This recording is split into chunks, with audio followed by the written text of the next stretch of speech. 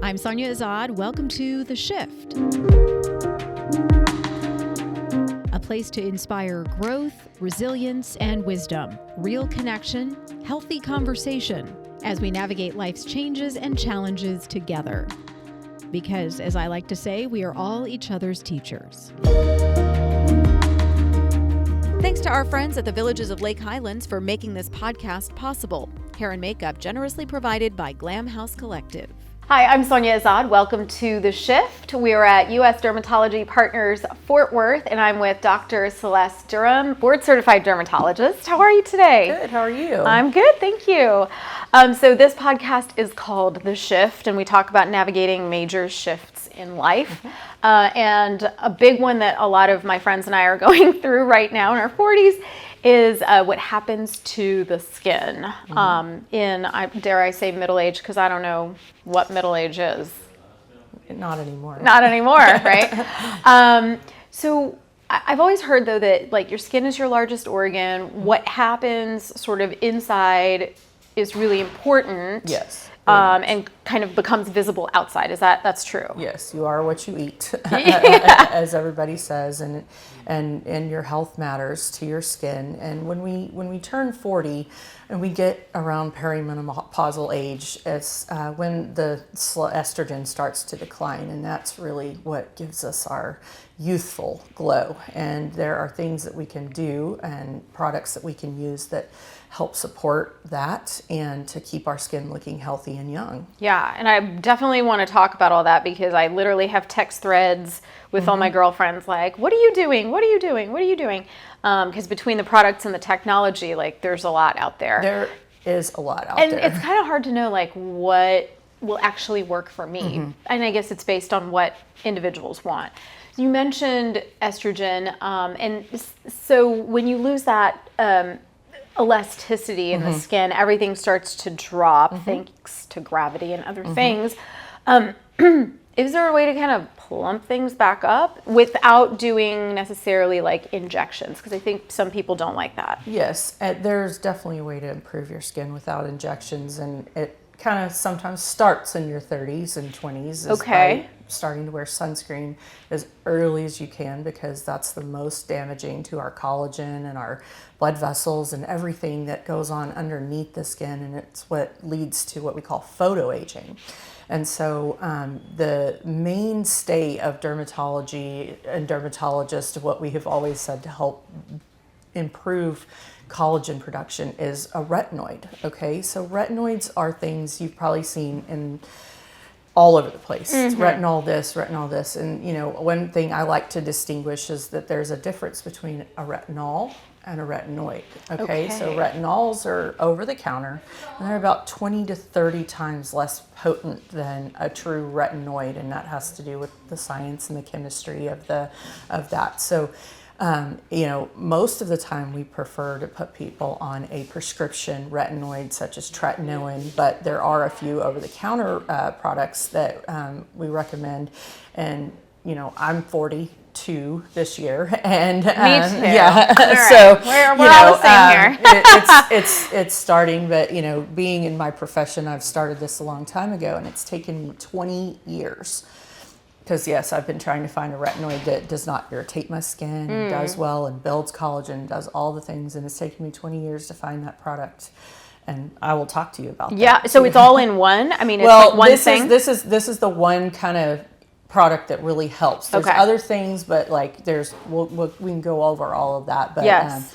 The retinoid that I have found that I can use that's tolerable is this one right here. Yes. It's called Alpharet. It's by Skin Better. Okay. And, you know, I have used it for probably the last 8 years without looking back, and it has been an awesome, awesome product. It helps with turning the skin cells over, making your skin look brighter, building collagen, and it's not irritating, which is awesome.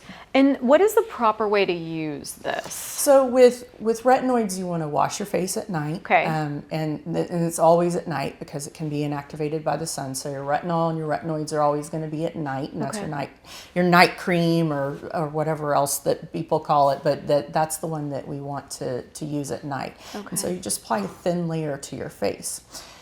Oftentimes times, though, people get, like I said, it takes me 20 years to find one. People can get really irritated. So it's good to that, and that's why it is still a prescription medication, because in most cases, because your doctor needs to explain to you how to use this. You need to apply it a thin layer. You need to apply it all over your face. You need to apply it to your neck and your chest, because those areas age and look just as bad as everything else. And I also, you know, one of the ladies come and they're like, I'm starting to get these spots on my hands, so put it on the back of your hands. Okay. Too, okay. And so you every night. Every night, once you work up to that. Right. Okay. In the beginning, you may only do it a couple of times a week, and just moisturize on the nights that you're not doing it. But you should, you know, most people can get to where they tolerate it overnight and no problem. Yeah. Something I've heard about, retinols is that it takes, you know, like you'll really see a difference in like 5 years. Oh, yeah. So it's like an overtime thing? So I always say this one's a marathon, not a race. Okay. And it's something that we should always have in our, and even when I start people out for acne, I'm like, we're going to be on this forever because it makes your skin look good and it just treats your skin well. But it can take a couple of months for it to start looking good. Now, I don't think you should not see any benefit for 5 years, but it's not overnight. And if you try to go too fast into it, you're going to get irritated, get discouraged, and probably kind of put that aside. And I think that's a mistake that a lot of people make. Okay. I want to just skip back a little bit to sunscreen, because obviously, you know, I mean, I am a sun worshiper. I mean, I was probably, let's be honest, I was not very good about sunscreen, especially in my 20s. And because I'm naturally darker, my family's from the Middle East, so I was like, yeah, I'm fine, I don't really burn. That's not entirely true. And now I have all these like sunspots to show for it. So I just look for it now, zinc and titanium. That's kind of a magical... Well, so what those are called physical sunblocks. Okay. And they work differently. It's not that chemical sunblocks, it's not that they have all these chemicals in them. They just work in a completely different way from chemical sunscreens. Okay. And for the face and for cosmetically sensitive areas, I do like physical sunblocks, such as things that have zinc or titanium in them, because they're the ones. But, you know, there is a wide array of those too. And so there are some that are just cosmetically beautiful to go on the face. They feel like a luxury skin item, and it's not like, oh my gosh, I have to put this gross sunscreen on here. Yes. And so that's something that women can do starting in their 20s is the most important thing. But even continuing on is the sunscreen. Okay, Yes. that to dermatologists, you know, the sun sprays, the UVA, we call that UV aging. And so, how have I never heard that before? and UVB is UV bad, okay, because that's the okay. one that causes cancer. And so they affect your cells differently. And so I was, you know, writing a blog about this the other weekend. The A will come through your window.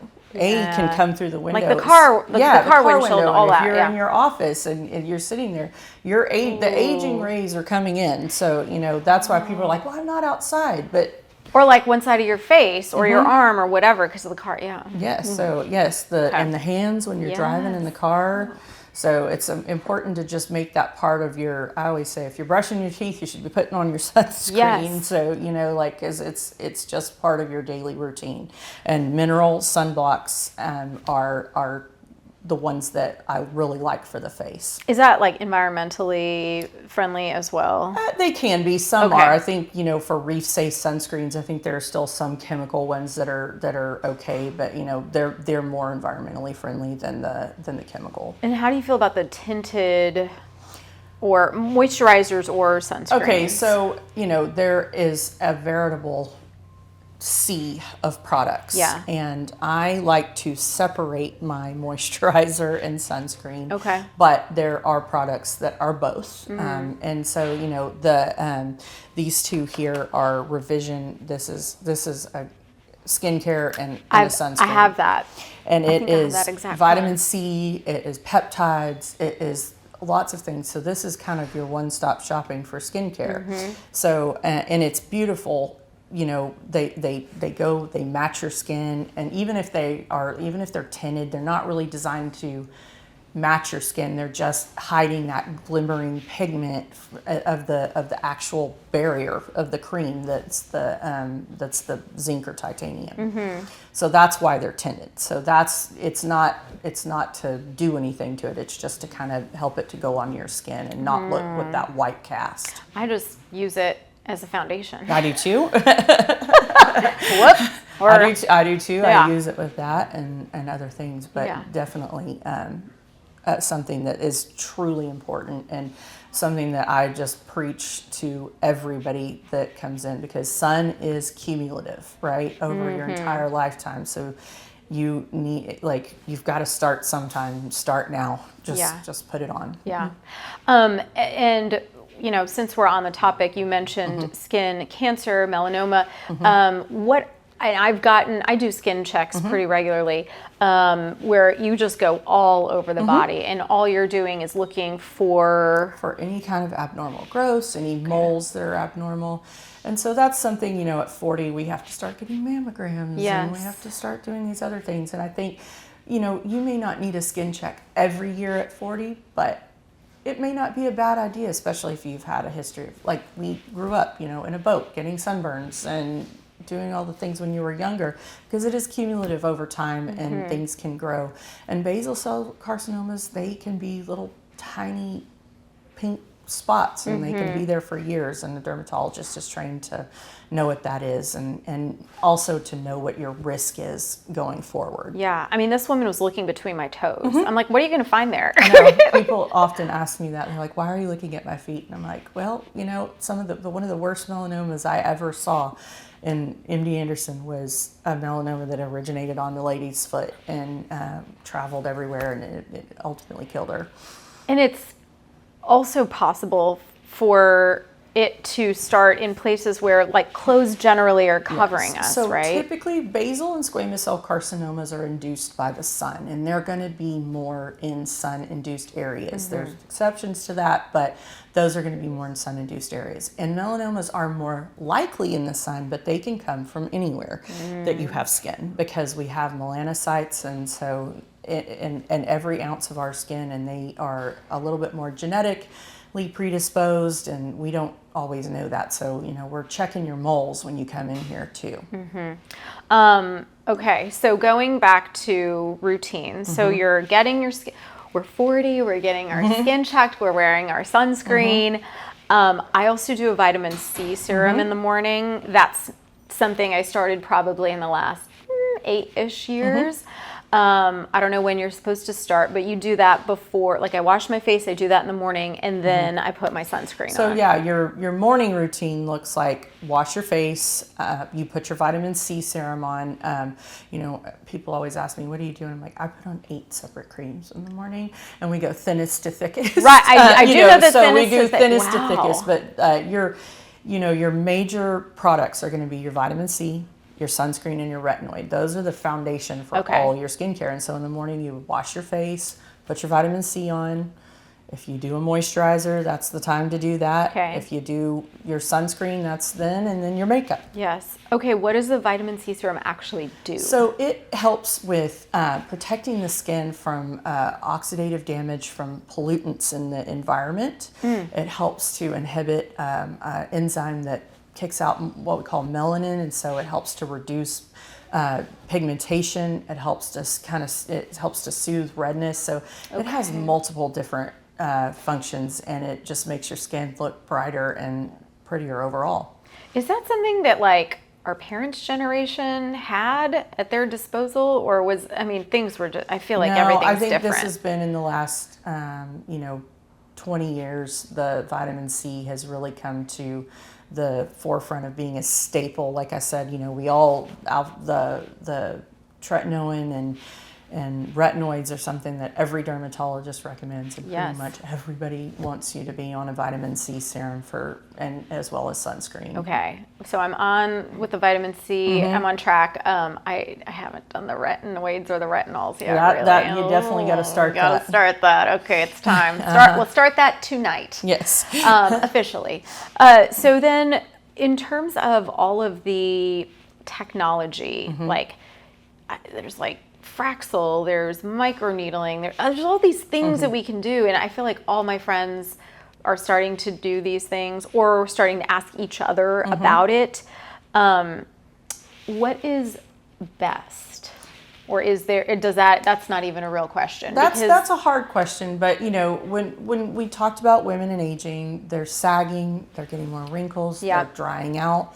Texture is weird, issues, color is weird. Yeah, so I don't even know, why does that happen? the basis is always vitamin C, sunscreen, and a retinoid. Okay. You don't spend your money on anything unless you're really doing those well. Okay. And then, you know, you can do things like chemical peels, which are going to help to kind of resurface the top layer of your skin.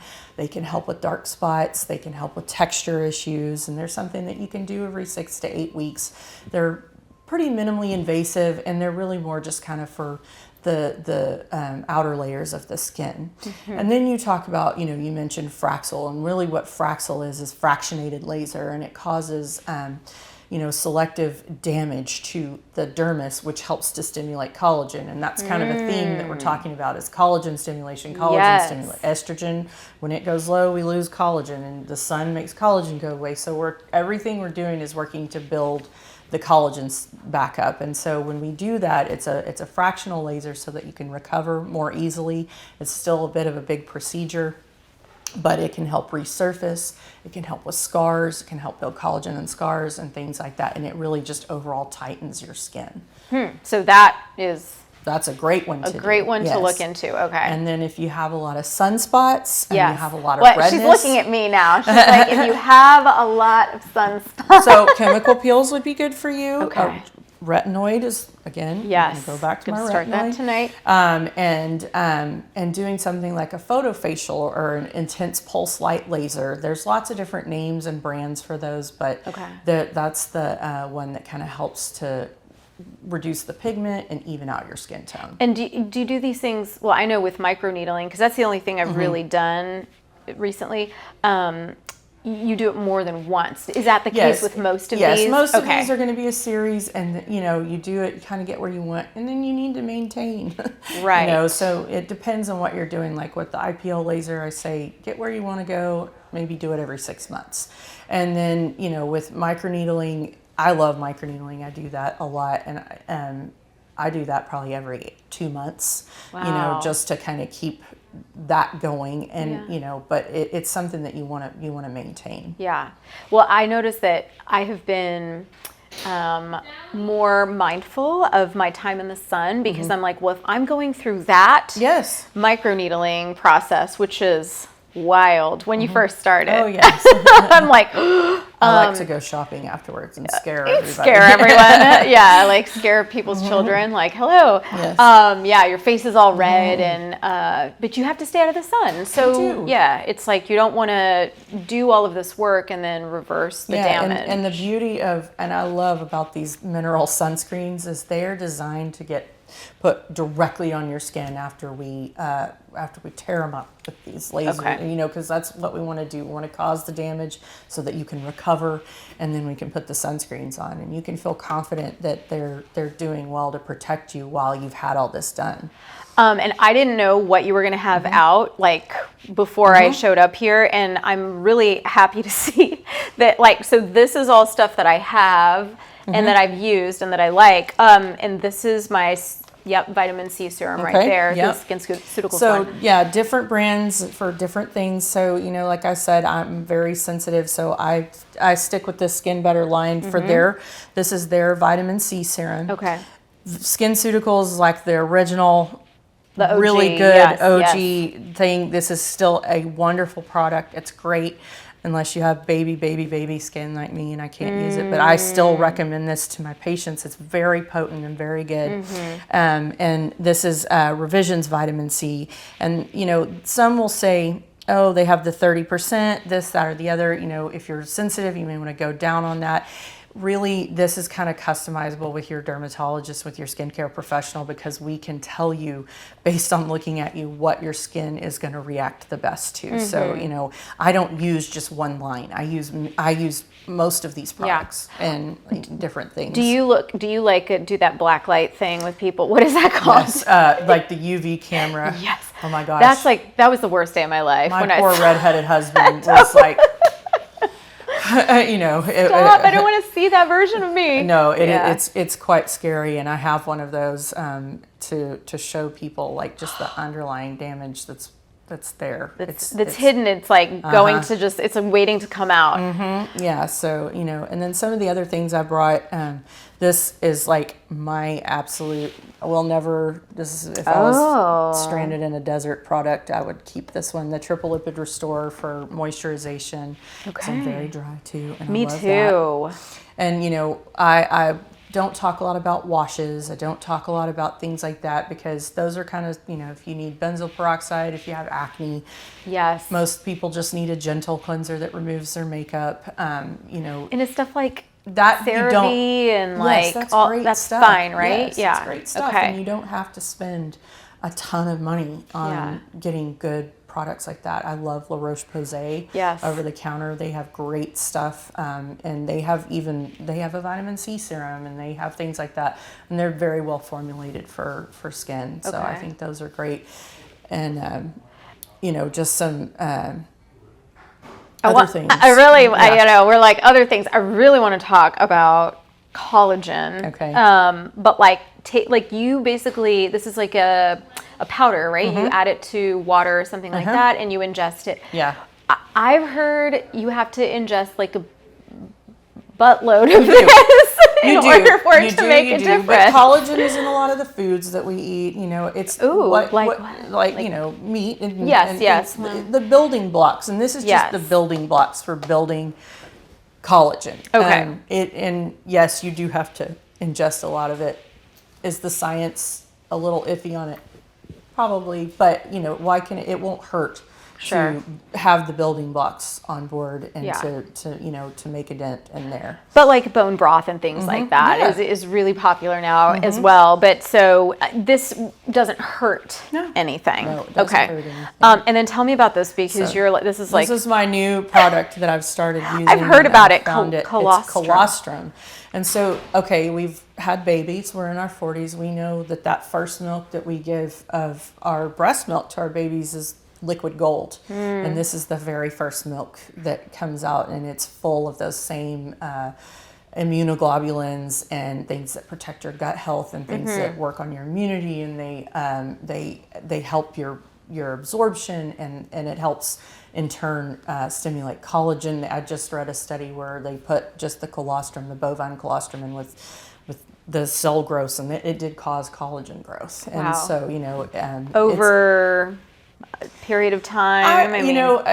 I have tried to read about it, and I would say months. Give this months before you decide on whether it's helping you or not. Okay. You know, it's kind of a personal thing. Yeah. Or do you see less hairs falling out in the sink? Do you feel like your skin's glowing more, and those kind of things? So all of this also impacts, I mean, you mentioned hair, which is, I know it's part of the dermatology umbrella, and, you know, we're talking about skin, but I feel like skin, hair, and nails all are supported by the same thing that we're talking about here. Okay. Everything supports that, and so, you know, we want to talk about we're talking about nutrition and everything else. Yes. And one of the other changes as we get older is that we're not absorbing vitamins and minerals the same way we used to. So taking just a daily supplement of the normal vitamins you would get, and making sure that you're eating a non-inflammatory diet. Yeah. You know, and getting the right amount of nutrients is really important for your skin as well. Okay, I have something funny to say about this non-inflammatory diet. I recently switched things up and dropped weight. And whenever I lose weight, you see it in my face very quickly. And that's when my mom's like, "You look tired." And I'm like, "It's just my face now." Do I just do the collagen thing? Yes, keep going. And microneedling. You want to do that. And the more you support your skin, the more it's going to be able to snap back faster. So if the weight loss is there, the elasticity will come back. Yeah. So what is like the most common question you get from, let's say, men or women really? Because I feel like, here's the thing, men are like more closeted about some of these conversations. They're like, "Hey, what's that moisturizer that you're using?" You know, but who are kind of coming into this, like late 30s, early 40s, you're sort of like, oh man, what's happening? They're like, okay, what can I do? Okay, what can I do? The first thing, they're like, I look different. I don't look like myself. I have all these spots. And just easing into skincare. Sunscreen, again, I'll tell everybody, because it's you have to stop the clock on the photo aging, and retinoids. Okay. And that's the biggest thing. To consistently use retinoid every night is going to be one of the biggest things that helps you. Okay. Consistency. I've also heard about the high rate of melasma, especially in the area that we're filming in, Dallas-Fort Worth.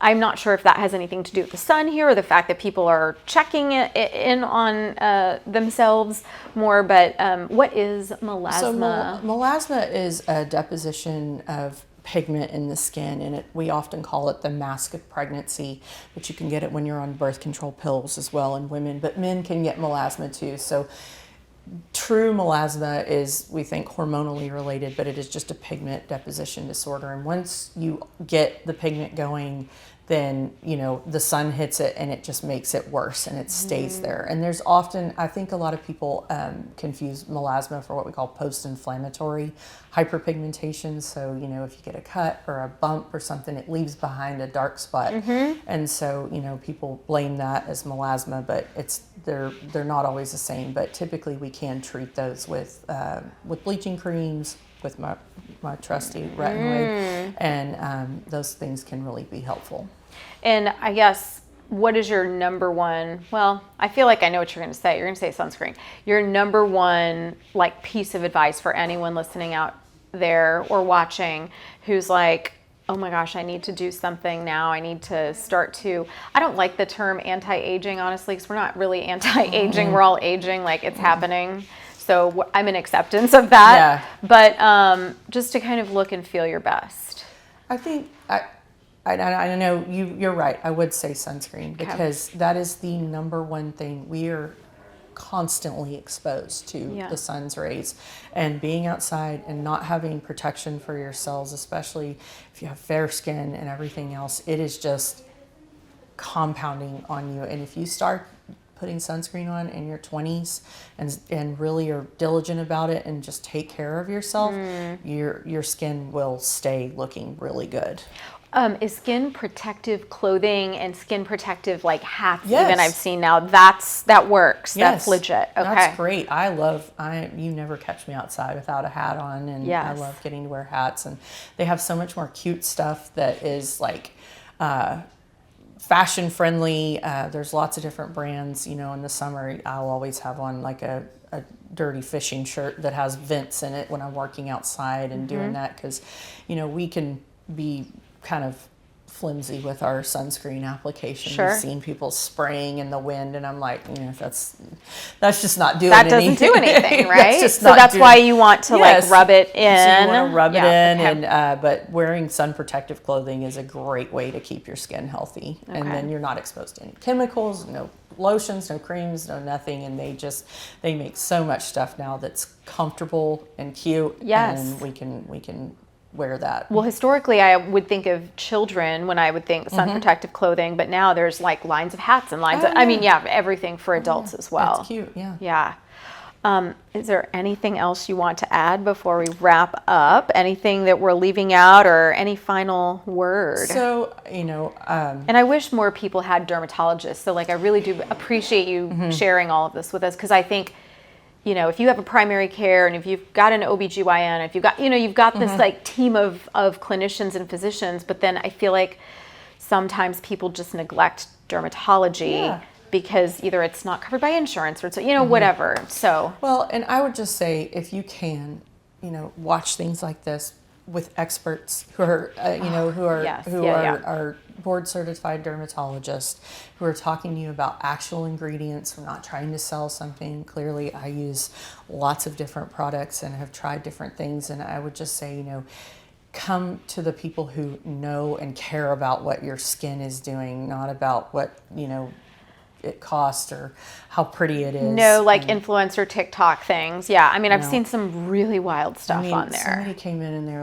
rubbing Aquaphor on their face, and I'm like, why? Like, not that Aquaphor is bad, but Right. like But why? what's the science behind this? Why are we doing this? And when I go into beauty stores, I'm like, people are like, what do I do? How do I fix this? I'm like, and people are afraid to ask me, and I'm like, that's my job, and that's what I like to do, and that's, you get me out having drinks with my girls, and I'm talking about the same things, So we really do care, and we really want to get you on the right path, and just make sure that you have those 3 core products: vitamin C serum, sunscreen, and a retinoid, and then we can kind of go from there. Yeah. Well, I appreciate it. Such good information, and thank you for clearing things up for us. I'll stop putting banana and avocado on my face now. That's No aloe vera. That's what my mom says to do. Just put some banana. After you eat the banana, put the peel around your face. It'll be just the same. I talk about my mom on a lot of these podcast episodes. It's getting really funny now. I wrote my mom a prescription, and she was like, but it says this. And I was like, who do you think wrote that for you? I just didn't change it because you're going home with me. It's fine.